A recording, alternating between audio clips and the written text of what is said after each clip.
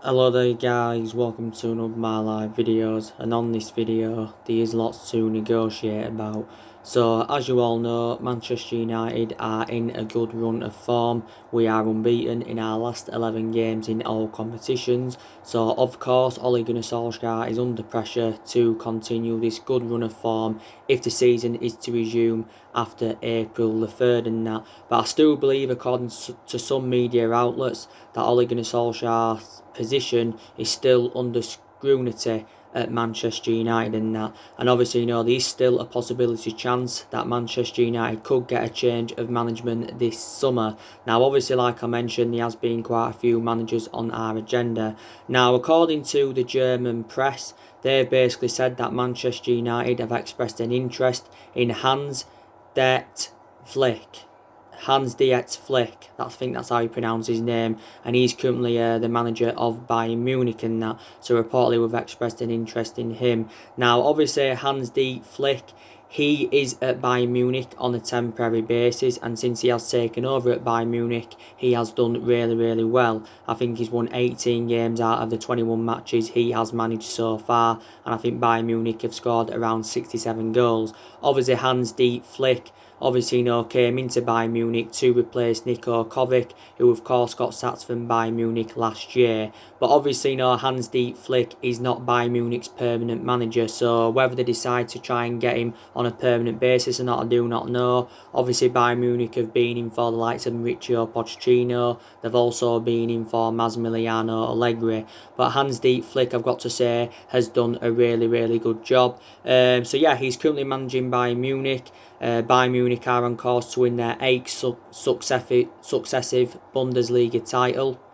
And also too, Hans-Dieter Flick played for Bayern Munich during his playing career. I think he served around five years with them. Don't forget also too, Hans-Dieter Flick, he managed Victoria Bammental.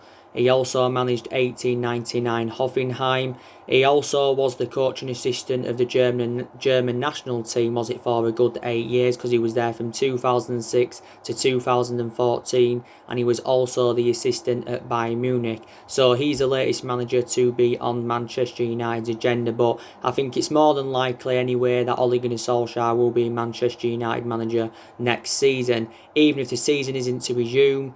Obviously, due to this coronavirus, even if Manchester United don't get qualification for the Champions League, I'm still very convinced Solskjaer will be Manchester United manager going on into next season and that. But Solskjaer is aware of the pressure that he has been under this season as Manchester United manager and that. But obviously, like I mentioned, we've been long admirers of Mauricio Pochettino. Obviously, revert back to, when Manchester United sacked Jose Mourinho in December 2018.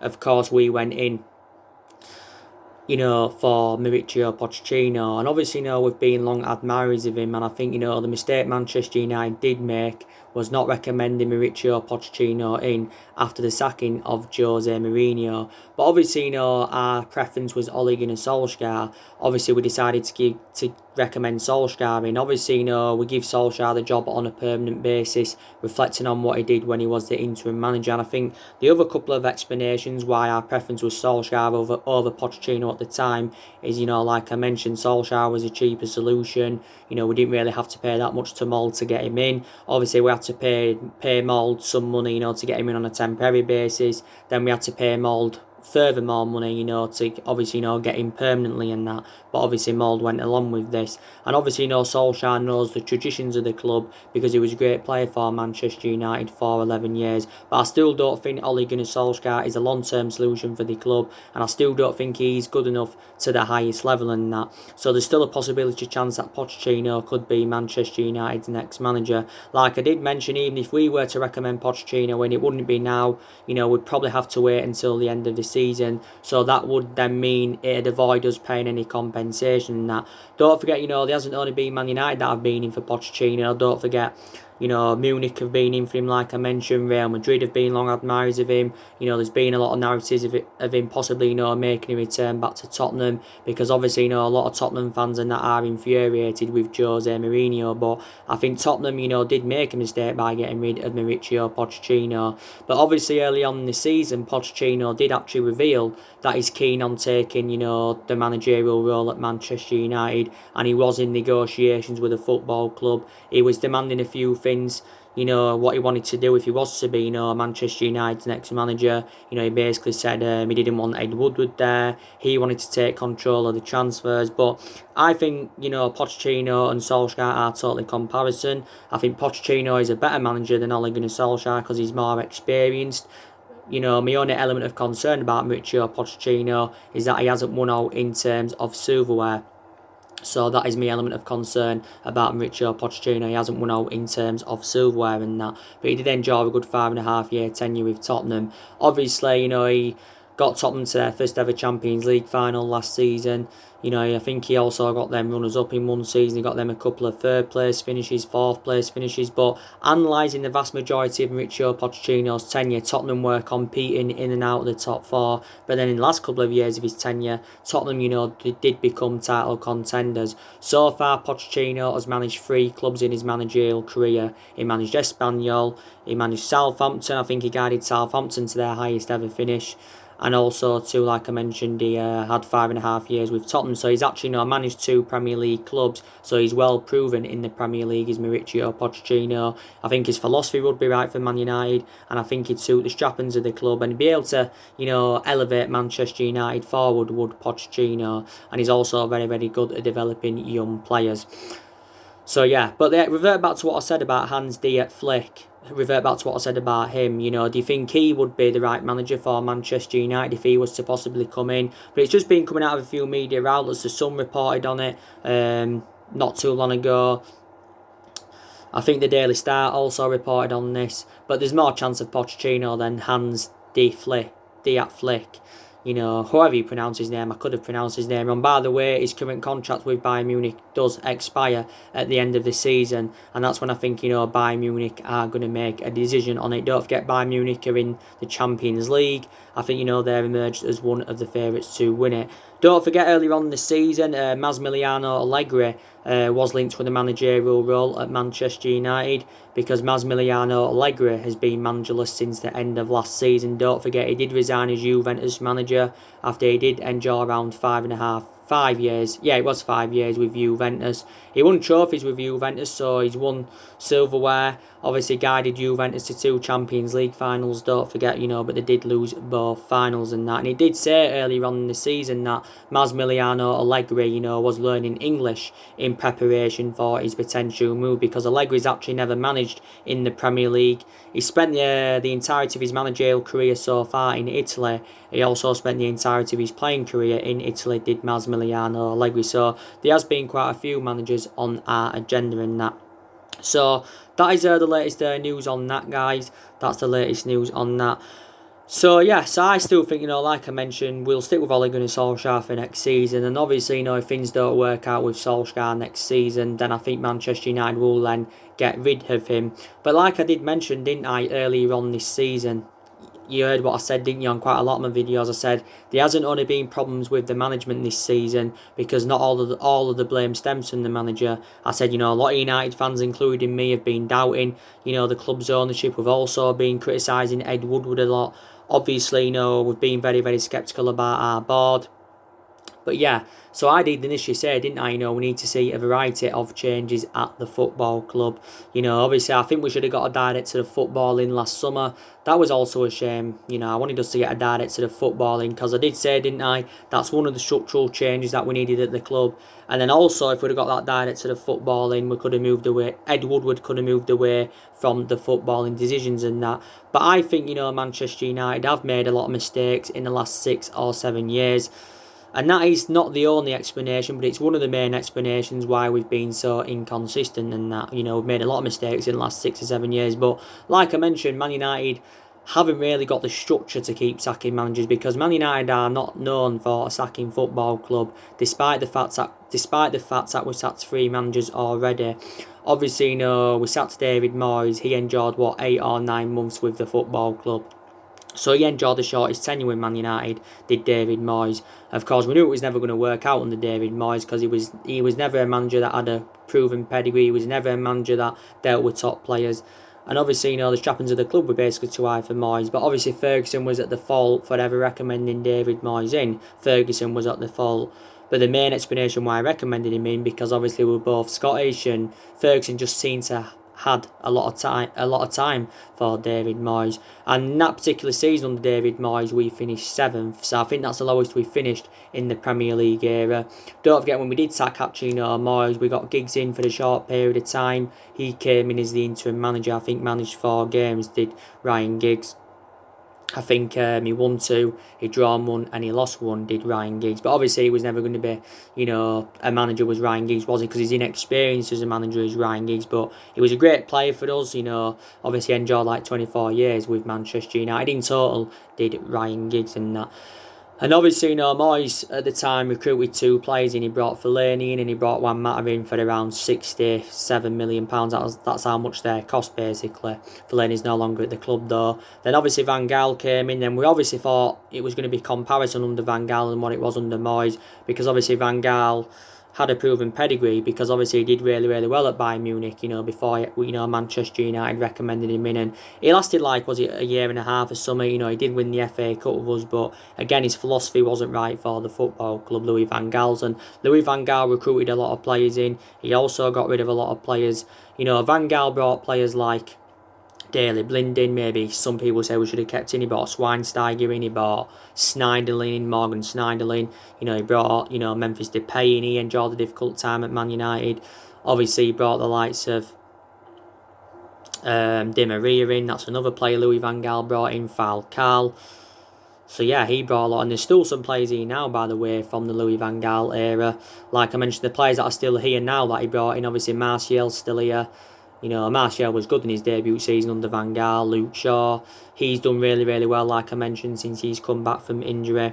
So there's still a couple of players here from the Louis van Gaal era. And obviously, after Van Gaal, we got Jose Mourinho, and Jose Mourinho enjoyed 2.5 years at Manchester United. Yes, he did. And obviously, Jose Mourinho did win the Europa League and the League Cup in his first season at the club, and also got a second in his first season. But his managerial tenure at Manchester United didn't work out, and the main explanations why his managerial tenure at Man United didn't work out is because Jose Mourinho had bad disputes with the board. Revert back to the summer of 2018, the board weren't backing the signings that Jose Mourinho wanted to recommend in. Obviously, as well, he had bad disputes with a lot of the top players and that. So that just tells you that your managerial tenure isn't going to work out, basically. And the football was atrocious under Mourinho. It was like part of the bus football. And what I think, from my own perception, though, if we'd have recommended maybe Mourinho in after Fergie left, then maybe it would have been a different story, with Manchester United and that. But yeah, now we have, of course, I've got Ole Gunnar Solsjaker. Now he's been here over the year. He's been here now for 15 months or almost 15 months, and he has been permanent Manchester United manager now for the year, and he's still got around 2 years left on his deal. And a lot of people have basically been saying they've seen no improvements under Solskjaer prior to this 11-game unbeaten run, and prior to what he did when he was the interim manager, of what we saw under Mourinho, Louis van Gaal and David Moyes. But I feel as though Solskjaer does need more time, to make more investment into the team, because obviously so far Solskjaer has recruited 5 players in 3 transfer windows. Obviously, last summer he brought Daniel James in for £15 million. Obviously brought Anwan Bissaka in for £50 million. He bought Harry Maguire in for £80 million. Harry Maguire is the most expensive defender in the world, and he's the second most expensive. He's our second most expensive signing. He's the most expensive defender in the world. And obviously in January, Solskjaer recommended Bruno Fernandes in, and he recommended Odi Nagalo in and that. So yeah, so far he's brought 5 players in and spent around £220 million. So he's enjoyed 3 transfer windows. But I do believe the club are determined to give Ole Gunnar Solskjaer at least one more transfer window in that. And obviously, the good news is he is making plans for the summer. And, Solskjaer did recently reveal that he thinks, we need around 3 signings to become title contenders. This is what Ole Gunnar Solskjaer believes, because Man United have not won the Premier League title since 2013. And that is now 7 years ago, the last time we won it. The last time we won it was in Alex Ferguson's last season. And obviously, we don't want to go 30 years to win another title like it has done with Liverpool. Obviously, so we need to win the league within the next 2 to 3 years' time. because we don't want it to go 10, 11 years, without winning the Premier League and that. But we know as it stands at the moment that Manchester United are not good enough to win the Premier League and that. But, like I mentioned, we have got quite a few ambitions this season, and one of those ambitions is the FA Cup. Hopefully the FA Cup games can get resumed, because that's a chance for us getting some silverware on the board. Winning to the quarter-final for the 6th season on the trot, winning to the quarter-finals, and obviously the Europa League. That's a priority for us, and we've got to hope that the Europa League games are rescheduled. I think there will be, to be quite honest with you. I don't think the UEFA have yet made a decision how long the European games are suspended. But the Europa League is a chance for us getting some silverware on the board, and plus it's another route to Champions League qualification. And obviously, we're in that top 4 race, because like I mentioned, we are only 3 points behind Chelsea. And we have enjoyed our worst start ever to a Premier League season, but we can still finish in that top 4. Well, actually 5th place is a Champions League spot, because obviously Manchester City are banned from the Champions League for the next 2 seasons, so put that into the equation.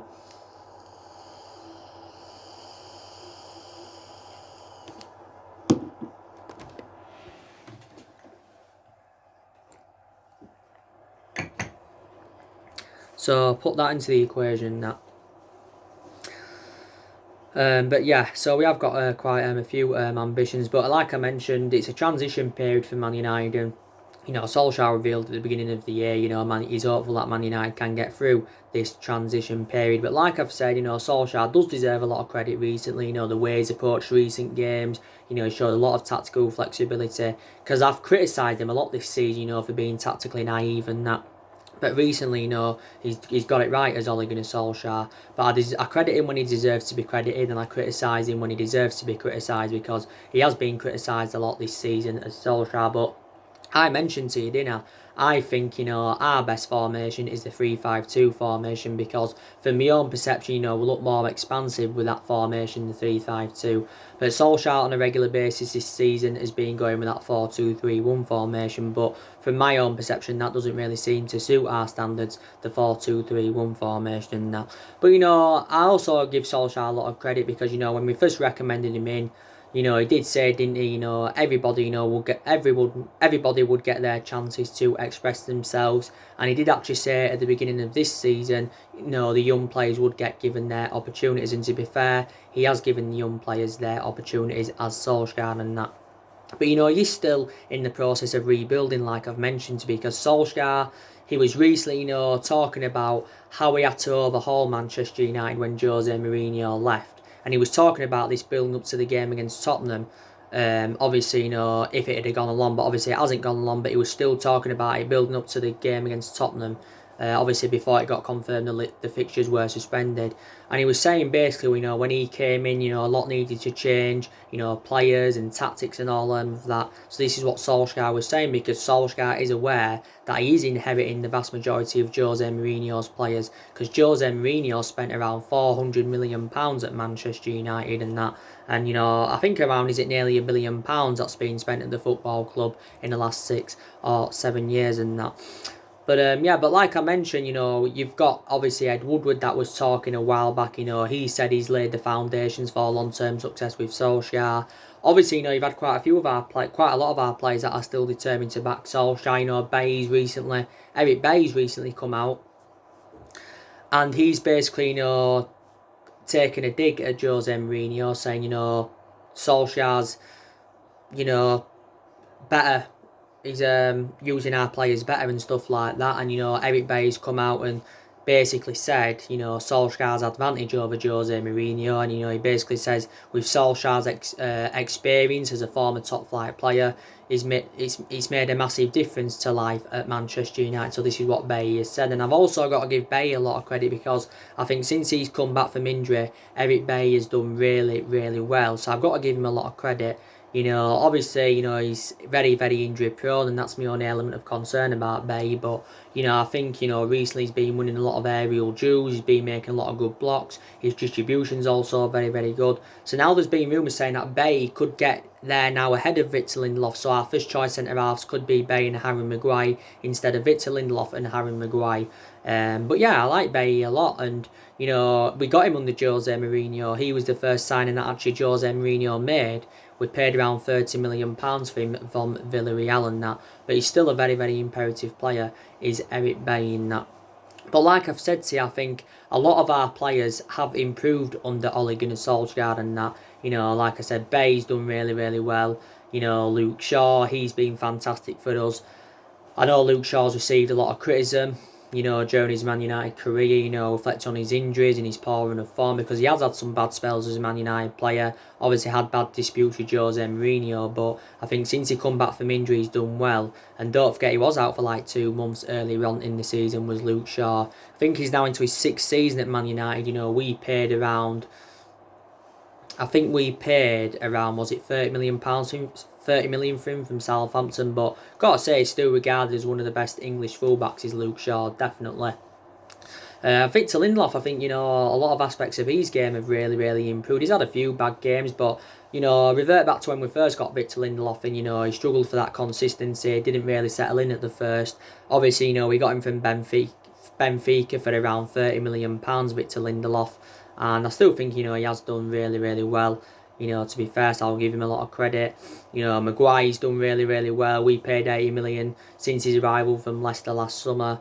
I've got to give Wan-Bissaka a lot of credit. He's also done really, really well. And the good thing is now about Wan-Bissaka, we are starting to see the attacking side of his game. Because that's something that did need to improve. He needed to show more attacking intent, but his defensive contribution is very, very good. He's Wan-Bissaka's. Obviously, he was recently out with a back problem, was Wan-Bissaka. He only made his senior debut, was it, back in 2018, February 2018, wasn't it, for Crystal Palace? Very, very good player. Daniel James, he hasn't been so good in the last month, let's be honest. It was good to see him end his goal drought, against Lask. That was his first goal for Man United since the 31st of August. But I'm surprised he's played as many games to the extent as I'm surprised Daniel James has played as many games. I didn't expect him, to play as many games to the extent as he has done. So I am actually, very, very surprised about that, because I knew when we signed him he'd get game time, but I didn't think he'd play as many games as he has done, to be quite honest with you. But I think it's reflecting on, how he started, because he did have a really, really good start, didn't he, did Daniel James? To be quite honest with you, but I still think, very, very good player, Daniel James, and he's still only very, very young. I've also got to give a lot of credit to McTominay and Fred, because I think they've also done really, really well. McTominay, don't forget, was recently out with a knee injury, but I think, prior to that injury, he was very, very good earlier on in the season, and I've got the same perception now since he's come back from injury. He's made a difference in our midfield.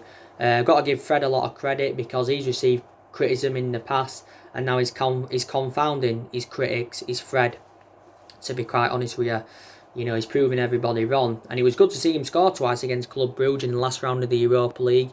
There were his first two goals for Man United in like 17 or 18 months, were Fred. But like I mentioned, he was very, very good in Ukraine with Shakhtar Donetsk and that, and let's be honest, we paid £50 million for him, but under the Jose Mourinho era, Fred never really got the opportunities. So this is why I did say before, didn't I? We need to give him more time. I've been very impressed with him. I've got to give Matic a lot of credit as well. I know he's a backup to Fred and McTominay's Matic, but I think, when McTominay was absent, Matic put a lot of good performances out, to be fair. And I think with Bruno Fernandes in that midfield, for some reason, he seems to make Matic look a bit quicker, even though Matic is a very, very slow player, and that's my element of concern about him. But I think we should be determined to keep Matic now. Obviously, Man United did pay £40 million for him from Chelsea back in 2017, so Matic is now into his 3rd season at the football club. So give him a lot of credit, definitely. Obviously, I've got to give Martial credit. I know he didn't play against Lask because he's been out injured as Anthony Martial. Obviously, he made a collision with a goalpost in the 2-0 win against Manchester City. I think he got involved in a challenge with Edison. I don't know how severe his injury is, to be quite honest with you, Anthony Martial's. If the Tottenham game would have been on, if he'd have been available for that or not, I do not know. But he's sustained a few injuries this season as Anthony Martial. He's been playing in the number 9 this season as Martial, but like I mentioned, It's only been this season he's been playing in the number 9. He's predominantly a left winger, is Martial, because in the 4 previous seasons prior to this one, he's been playing on that left-hand side and that. But I've got to say, a lot of aspects of his game have improved. I've got to say, I've been impressed with the signings that Solskjaer brought in January. Bruno Fernandes, like I mentioned, is making an impact. He's making the difference in the team, is Bruno Fernandes. You know, his decision-making is good, like I mentioned. He's like 2 players in one. He's very instrumental. And he's key to our rebuilding process under Solskjaer, because Solskjaer has been urged to build the team around Bruno Fernandes, but he's definitely making the difference, and that is Bruno Fernandes. I've got to be honest with you. He scored, what is it, 3 goals, 4 assists now for him, Bruno Fernandes. But he's basically replicating what he did in his 2.5 years at Sporting Lisbon and that. So give him a lot of credit, Bruno Fernandes, and that. And, you know, Bruno Fernandes recently gave his overarching view on Solskjaer's coaching at the club, and he doesn't really have a perception yet, because Bruno Fernandes hasn't been at Manchester United that long to really have a perception on Ole Gunnar Solskjaer. But I do believe he's enjoying playing under Solskjaer's guidance and that. Obviously, like I mentioned with Odion Ighalo, he's also done really, really well for the football club. You know, he's got, what, 3 goals? Yeah. Oh, sorry, is it 4 goals in 3 starts for Odion Ighalo? 4 goals in 3 starts, yeah. So don't forget, Solskjaer did recently make an admission saying he could decide to make Odion Ighalo's transfer permanent. I think it's been revealed how much it'll cost if we decide to make Odion Ighalo's transfer permanent. I think it'll cost us around £15 million this summer, and that there has been some actually, you know, reports saying that, you know, due to this coronavirus outbreak and that, it could affect, you know, teams getting certain players in. You know, it basically, you know, prime example, I was reading reports earlier on that said we may miss out on Jadon Sancho and Jack Grealish due to the coronavirus outbreak. This is what it was saying, you know, from the mainstream media and that. But I'd love us to get Odion Ighalo on a permanent transfer and that. Like I mentioned, he's the vocal point. He's a good cover-up to Marcus Rashford. And like I mentioned, he's comparison to Rashford and Martial and all our other attacking players, because he's an option of a different type of centre-forward, like Ole Gunnar Solskjaer is recently saying. But we've got Odion Ighalo on the 6-month loan. We're paying like a third of his wages, don't forget. So I put that into the equation and that. But yeah, I've been impressed with a lot of players, you know, recently especially, but a lot of players have, you know, are flourishing now under Ole Gunnar Solskjaer's guidance. Like I mentioned, Rashford I think is due back in 3 weeks, which is very, very good news. Hopefully the season can resume anywhere. Like I mentioned, Rashford has been out with a back injury. Solskjaer made the mistake ever playing him against Wolves in that FA Cup match. But yeah, you know, like I said, Rashford's been one of our best players this season. You know, you can put Rashford on the left, like I mentioned, you can put him in the number 9. But I think a lot of aspects of Rashford's game have improved in that. Rashford, you know, to this point has spent the entirety of his career with Manchester United. And he's been a United player since he was the age of 7. And he's been in the senior squad of us since 2016. He's, what, 22, 23 years of age now, Marcus Rashford. But yeah, and like I've said to you guys, you know, these obviously, you know, players that do need to leave Manchester United in the summer, you know, Solskjaer is planning to get rid of around 5 players in the summer. Obviously, you know, he's revealed the 5 players he could get rid of, and obviously, you know, we hope to generate over £200 million for their departures. Like I mentioned, De Gea, Sanchez, he's on loan with Inter Milan, Marcus Rojo, Jesse Lingard, De Gea, yeah, who is it? Who are the 5 players said now? With De Gea, Jesse Lingard, Marcus Rojo, Alexis Sanchez, and someone else he mentioned as well. And there's also been rumours saying, you know, that Phil Jones could also leave Manchester United and that, because, you know, Phil Jones doesn't even get in the team now. But a lot of players have left anywhere since Ole Gunnar Solskjaer's arrival, so, you know, let's put that into the equation. But I've already kept you up to date, haven't I, with the transfer news and that. You know, Sancho's on our agenda, Grealish is on our agenda, Jude Bellingham's on our agenda. He's got to decide out of 4 clubs who he's going to join. So yeah, all we need to do is make more signings in the summer transfer window and that, and then, you know, we will see what happens. But I don't think, you know, Manchester United will ever be the team there was under Ferguson, because, you know, Ferguson didn't win out in his first 4 years, but look what he went and accomplished, you know, after that 4 years of not winning anything. You know, he was unbelievable, was Alex Ferguson and that. But we'll see what happens. But revert back to what I said at the beginning of the video, Hans de Flick he's on our agenda now, reportedly.